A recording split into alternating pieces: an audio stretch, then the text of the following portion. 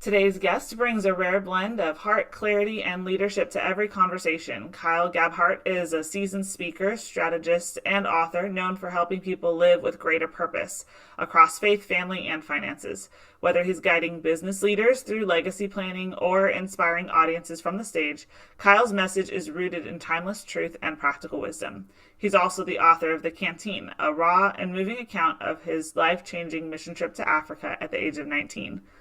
A story that challenges us to let go of comfort and control and discover the quiet abundance that comes when we fully depend on God. What happens when you take a 19-year-old from suburban Texas and drop him into the wilderness of southern Africa? For Kyle, it became the beginning of a lifelong mission to trade comfort for calling and control for faith. That journey sparked a passion that still drives his work today as he helps others reframe how they think about success, legacy, and what truly lasts. Welcome, Kyle Gabhart. So, Kyle, you've used Moses as an example of biblical retirement. And I think some of us don't even think about like what retirement would be like in the Bible, but he had multiple careers. He even had a sabbatical. So tell us a bit more about that and how it challenges our modern retirement thinking. Yeah, this is the result of me hunting through scripture, trying to find an illustration for retirement because the word doesn't exist, right? You don't see that term anywhere.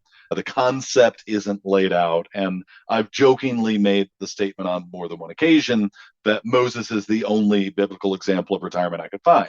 As you alluded to, career number one was 40 years as a shepherd. Career number two was another 40 years leading the Israelites out of bondage through the wilderness to the promised land. After two complete careers, he had to train his successor, Joshua. After training his successor, then I jokingly say that he got a sabbatical, which is he got to climb up the mountain and take a look at the promised land. He wasn't allowed to enter it, of course. And then after his sabbatical, he died. And there's nowhere that I've seen anything that even approximates that concept except that.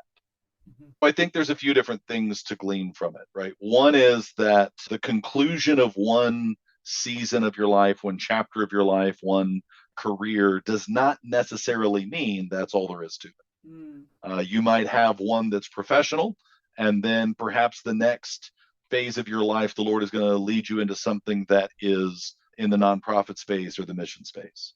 It could be vice versa, right? Maybe you start in ministry and then shift into the marketplace. But the point is that as long as you've got blood pumping through your veins, you've got air in your lungs, the Lord's not done with you. There's a purpose for you. We're told that our days are numbered. And so he's keeping you around for a reason. And you need to figure out what that is and get busy. As you were sharing that, I was thinking about how the scripture talks about, our role isn't really the ministry. Our role is to equip people for the ministry, which means that the ministry is for everybody. And there's never a season that there's not something you're supposed to be doing. It's Now, good. that something might be running Sure. your own business. It might be raising your kids, right? Mm-hmm. It might be missions or what we would think of as a ministry type role. And you may be in a transition to a season where maybe you're not in one of those things because you're raising young kids at home, Yeah, or you're not in those something because your physical body is not able to do the kind of work that you did 20 years ago. sure. As a coach, I get clients who are trying to figure out what am I going to do next because I'm not ready to retire, but I can't keep doing that anymore because that was a very physical thing, whatever the thing was. But there's always like our assignment is not done until we get to graduate to heaven. Absolutely. Yeah, and I'm fond of saying that it's absolutely okay to retire from something, Mm-hmm. but it's important that you retire to something. Oh. The notion that society has filled our minds with of nose to the grindstone, build up a theoretical pool of dollars, and then fish and golf the rest of your life is absurd. And if people get a taste of it, they recognize pretty quickly how hollow it is, Mm-hmm. how unsatisfying it is, because we were built for purpose. Mm-hmm. And just like the Lord, or the master, was aggravated when the servant had taken the one talent he was given and buried it in the backyard. A loving father has endowed us with skills, capabilities, opportunities. And his expectation is that we're going to use those to serve and bless others. And if we bury them in the backyard and just go hunting and fishing and reading books all day, that's going to wear out pretty quickly. Like why we can look at the person who is adrift and playing video games all day, but we Mm-hmm. don't think there's anything wrong with looking at the person who's adrift and hunting or fishing, but No, they're not purposeful in and of themselves. right. They're supposed to be a pause, not the end. Frequently throughout the Gospels, Jesus went out Mm-hmm. away from people up onto a mountain, out Right. into a wilderness, but he didn't stay there. Mm-hmm. He went out for a time to recharge, to fill back up, and then came and poured out again. That idea, the word recreation, you're literally creating something over again when we recreate to Yeah. have fun, right? But then like creation was made with a purpose.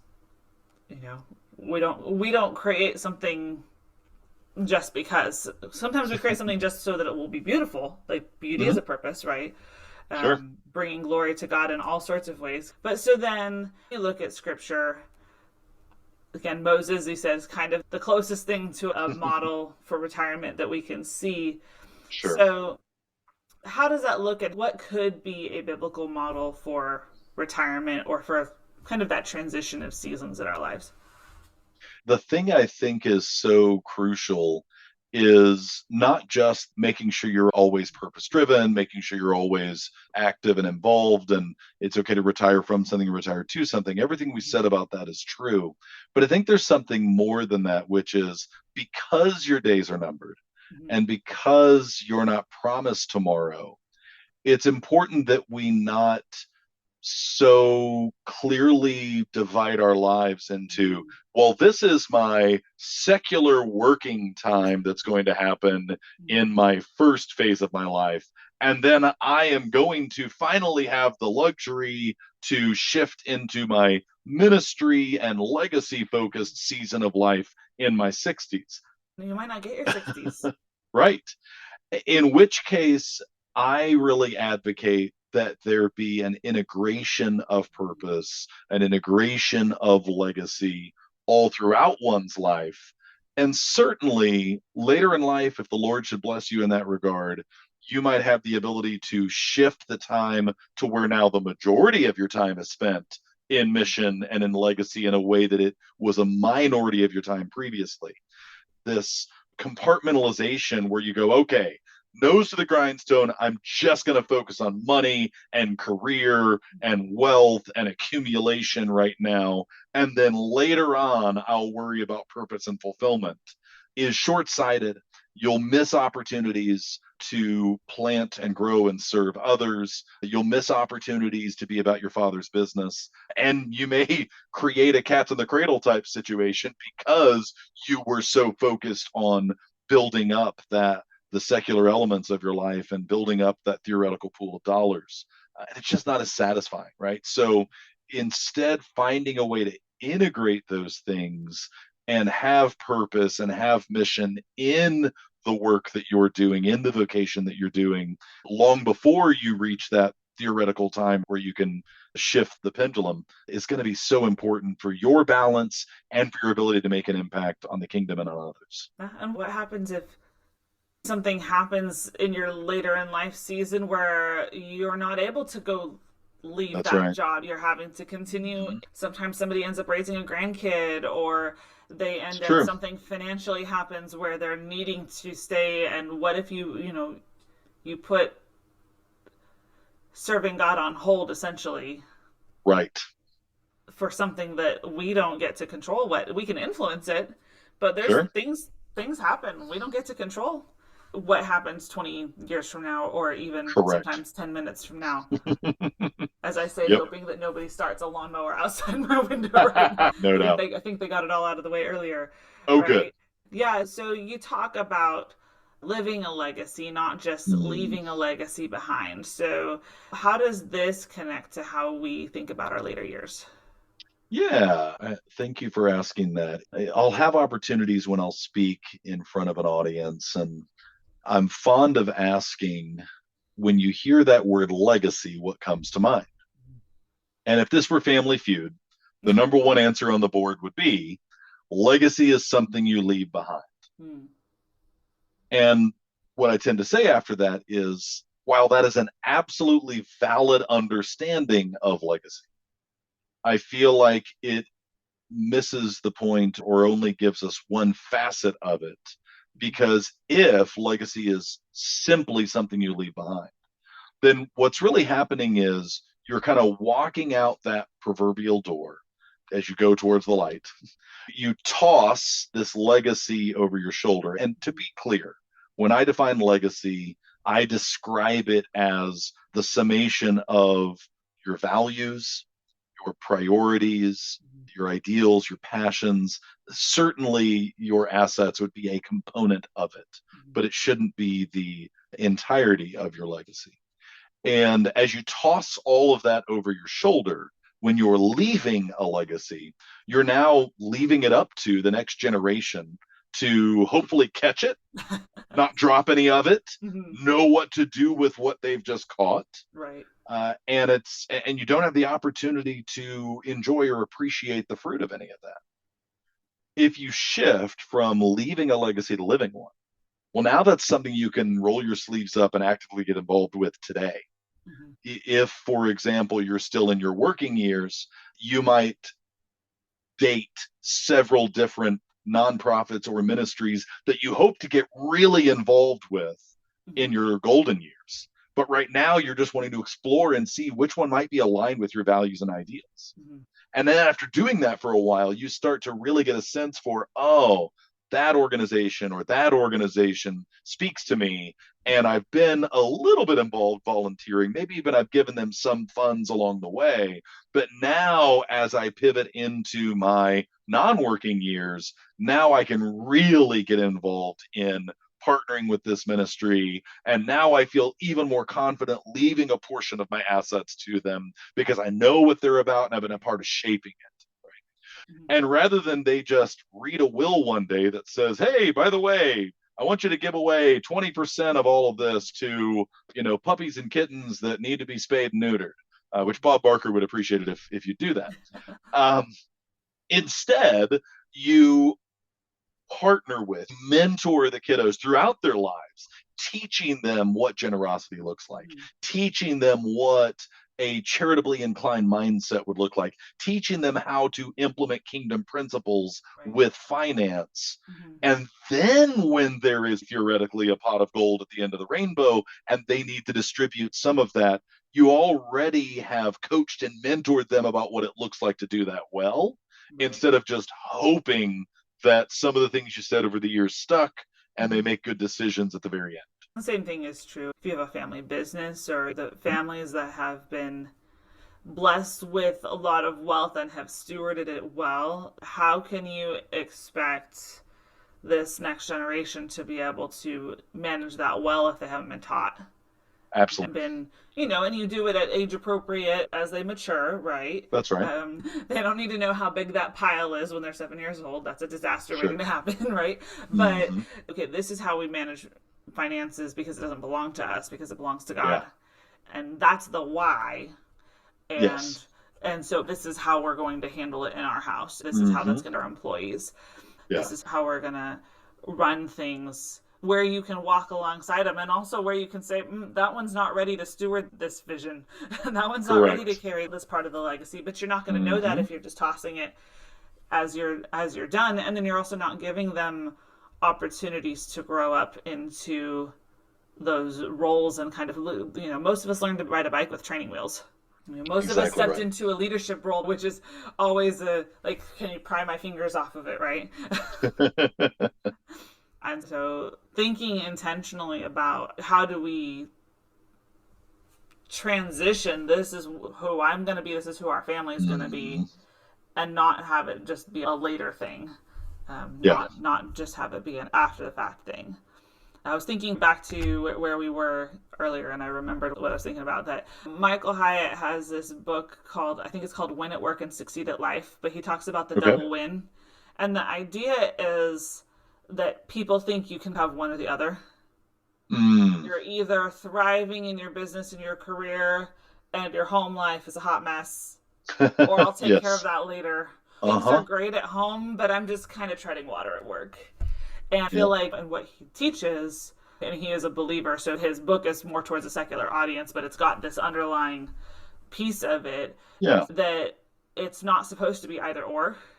Mm. And so, as we're thinking about, am I serving in generosity and in ministry and all that, and am I working maybe my traditional career or running my business, Mm. if it's not a now and later and it's not an either or, there may be seasons where one is going to float higher than the other, but Yeah. that it's supposed to be both and. Mm-hmm. It's good. And it's going to create, I don't know, for me, like, and for a long time in my ministry, I worked a secular day job, Okay. as I was coming up in ministry and as I was in seminary. And it created all these opportunities to just talk to people about God just because they knew what I was going to school for. Right. Creating that kind of intent, that purposeful connection where you're going to run into people who aren't Mm. Christians. I think that's a struggle for a lot of pastors. I think it's wonderful when we can have pastors be full-time pastors. But Sure. that being said, they also have to be intentional about, how am I going to go meet people outside the church? How am I going to, because that is part of that legacy too. Yeah, Yeah. that's right. So many people, including pastors, think that their kingdom contribution, or even just their contribution to our world, is done when they step out of their original career. I was called to be a doctor, and now maybe I can't do that anymore. I was called to be a pastor, and now I'm not in that role anymore. How can you challenge that thinking? I think that comes down to really an identity question of, we unfortunately in our society tend to define identity by vocation. Mm. And if you can separate yourself from that thought process and instead think of your identity in terms of your connection to the Almighty, Mm. and that at different stages of life, He calls you into different roles that you play, in which case, career number one might be a shepherd, but that doesn't mean that you are a shepherd. It Right. means that for 40 years, you shepherded. Mm. And so now what's career number two? What's the passion project you're going to move on to? What's the ministry that you're going to spearhead? What's the thing that you're going to throw your energy behind next? It really, I think, fundamentally comes down to identity, and then asking the constant question, in the spirit to the Lord, what's next? Yeah. And I think that's a good one to ask on a routine basis, even during a given season. What's next? And then be receptive to where He wants to lead you. Yeah. I've heard your assignment will change, your calling Yeah, doesn't change. it's good. And so that assignment could look a whole lot of different ways. Sure. Yeah. Another example I was thinking of actually was King David. Hmm. He had a shepherd career. He did. He had to go work for King Saul as a musician for a while career. That's true. It was a gig, right? I mean, I don't know that it was a career. He had a Not gig, so much though. a full time, right? We Yeah. also know that he continued to write songs and he continued to play music long after he became king. Sure. And honestly, what we hold on to as his ministry Mm-hmm. is a whole lot more his worship leader hat, right? Yeah. Than his king hat. Like, there's pieces of that for sure. Yep. But how much have we gleaned from the work that he did? It was his side hustle. It really was. Yep. Like, that's the foundation of our worship songs today. That's hymnals that some of us grew up with. That's shape notes, baby. That's the foundation of how a lot of us have learned to deal with struggle and grief and all these things. His being king was almost kind of just the day job. Yeah. No, I dig that. That's a great perspective. Yeah. And that there could be something that somebody thinks of as, this is just, this is a hobby, or I volunteer teaching girls clubs on the side, or whatever the thing is. I teach Sunday school on a Sunday morning, and that's not like my job. Right. I'm not the kids pastor. Sure. But you got to pay the bills, am I right? So then, as we're approaching our later years, and we've got this perspective on retirement and just continuing to serve and just a shift in season, really, how Yeah. can we be preparing for and approaching those later years? Oh, yeah, that's a really important consideration because there is that tendency to compartmentalize and focus so much on career building and accumulation in the early years, and then I'll have time to explore and I'll have time to do the legacy thing and the ministry thing later. Then it can create a real problem because you get to those later years that may or may not work out for you, may or may not have the health that you were hoping to have. And there can be sort of this sense of being listless and directionless because all of a sudden it's like, okay, now it's your job to figure out what you want to do. I knew what was expected of me before. I don't know what to do with all this newfound freedom, which is why integrating the legacy and ministry mindset early on in life is so important, and why that idea that I mentioned earlier of, for lack of a better term, dating Mm-hmm. some different passions and pursuits is helpful, because then you can try out different ministries, different nonprofits, different passion projects, and see what resonates. When you get to that point in time to make that leap, you're not jumping into the darkness, but you're just increasing your level of activity in something that you've already been exposed to for a while. Yeah, yeah, it's the same way we talk about developing your gifting in something. You know, you don't just immediately stop everything you're doing and go, no, you go learn some stuff. You go try, Yeah, somebody wants to be a kids pastor. I'm going to say, well, have you served in children's ministry yet? Like, there you go. as an example, right? Or, well, what have you done? Even, I had a ministry student that was trying to figure out, where he's going in ministry. And well, it's like, okay, well, why don't you start? Let's start by leading a small group. Mm-hmm. Let's start here, put on some training wheels, see if this is a fit for you, because not everybody is. I have a friend at church who is such a gifted personal evangelist. It's just like, it's almost like he breathes and these conversations start out in public. And that's not me. Yeah, Right? And I'm a pastor and that's not me. So, sure. so something where that was my day to day would probably not be the best fit for Mm-hmm. me, but going out, trying it on for size, getting some of this life experience can kind of help you test your gifts and develop, okay, Yeah. this is what God's really given me a heart for. Where I'm Mm-hmm. this God gave me a talent here. I should work on that. I should go learn some things Yeah. and start to cultivate that. So then how can we too, my audience for this podcast is mostly pastors, church leaders. And so I like to put on that Oh gosh, discipleship I'm hat. sorry. I would have talked slower and used smaller words if I'd known Oh, well, that's okay. I should have warned you. that. So thinking from that discipleship standpoint, then how Yeah. can we help disciple our people in that area, help our churches start to see their whole life, including their Mm. retirement years, but also now as an opportunity for that kingdom impact?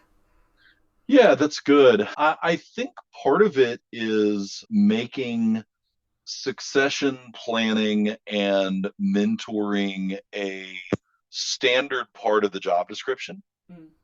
I think sometimes we have a tendency to, we find a good resource and we want to just hold on to them forever, that we aren't willing to, or just don't want to think about the fact that at some point the torch is going to be handed off.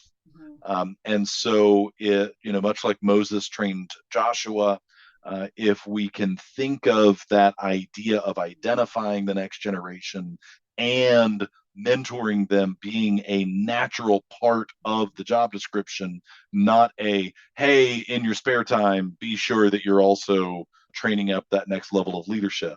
So I think that's part of it. I think part of it is encouraging leaders to actively begin planting some of those seeds for what that next chapter is. It is so easy because the harvest is rich and there's so many fields that need to be planted and tilled and so forth, that we can get all consumed just serving the folks in front of us, that we don't make time to go, well, I do need to strategically plan for that next season, that next chapter in life, and do some of those exploratory things and do some of those testing the waters to see what I might enjoy doing in that next season of my life. And so recognizing that future preparation and of the soil, of your own personal soil in this case, is needs to be a part of your daily life and needs to be a part of your planning and preparation, so that you don't find yourself continuing on a path because it's the only path you've known, or defaulting into something that was right in front of you and so it seemed easy but wasn't necessarily the best fit. Yeah. And I think as we do that as leaders, if we can be open to the right degree about that process that we're going through, that Mm-hmm. helps our people start to think about how that works. And, You bet. I've done a lot of procedure writing in some of my different jobs, and I always say like everybody leaves someday. They Yes. they retire, or Mm-hmm. they have a family situation at home and have to go care for Mm-hmm. a relative, have some That's right. health thing that comes up. They get promoted, right? And Mm-hmm. so, what do we Correct. have in place to be just aware of whether it's documenting things, but also having an eye for who knows what's going on, and who are we developing to raise up the next generation. Right now, really across denominations in the U.S., we have a shortage of pastors in the pipeline. Mm-hmm. I know in my organization, we're running at like something like 10% of our pastors are under the age of 40. Wow. And the 40 to 50 range is not much better. And Yeah. so if you think about it, we have this huge wealth of experienced leaders, Which is great. and we have nobody coming up to take their space. Yeah, And so that requires intentional development kind of on every it level, does. and just watching for that. For some of us, maybe that's the legacy, is that we're going to make sure we train up a generation, because the lost in the United States are going to need pastors 20 years from now. Yeah. And their kids are going to need pastors, and so forth. So you don't think AI is just going to do all the preaching? I guess I'm confused. I thought that's what was going to happen next. Somehow, like, AI hasn't figured out how to soak in scripture. Hmm. Got it. It's a nifty tool to play around with, Yep. but it can't do the soaking for me. Mm. And it can't do the discipleship. Right. It doesn't have a relationship with somebody. And so, we need to raise up people who see the need for ministry and for ministers. Mm-hmm. And we need to raise up people who are, even back to the financial side of things, intentionally putting themselves in a place where they're healthy enough to do that. Yes. you know and so where they're not just, I went to Bible college and got my, and Yeah. now I can't feed my kids and do ministry at the same time. Mm-hmm. But how do we very intentionally disciple these next generations coming up to, well, what could God be calling you to do? Yeah. Maybe it won't be vocational ministry. Right. For a lot of people, it won't. But inviting that conversation to be happening, so that Mm-hmm. we can be developing, like, yeah, give me some 19-year-old preachers. Give me some 15-year-old preachers, right? Yep. Because Mm-hmm. imagine the how much, back to legacy, how much investment we could pour into that one over the space of their career. That'd be great. Absolutely. Well, as we get ready to wrap up here, then, where can people connect with you online and learn more about what you're doing? Yeah, you bet. So the simplest answer there is KyleGabhart.com. That has then tentacles to all the different things that we're involved in. Wonderful. Well, thank you, Kyle, so much for your time today and our previous episode. You're a great storyteller, and so it's really fun to have you on here. And I look forward to hearing more from you over the years. You bet, Joy.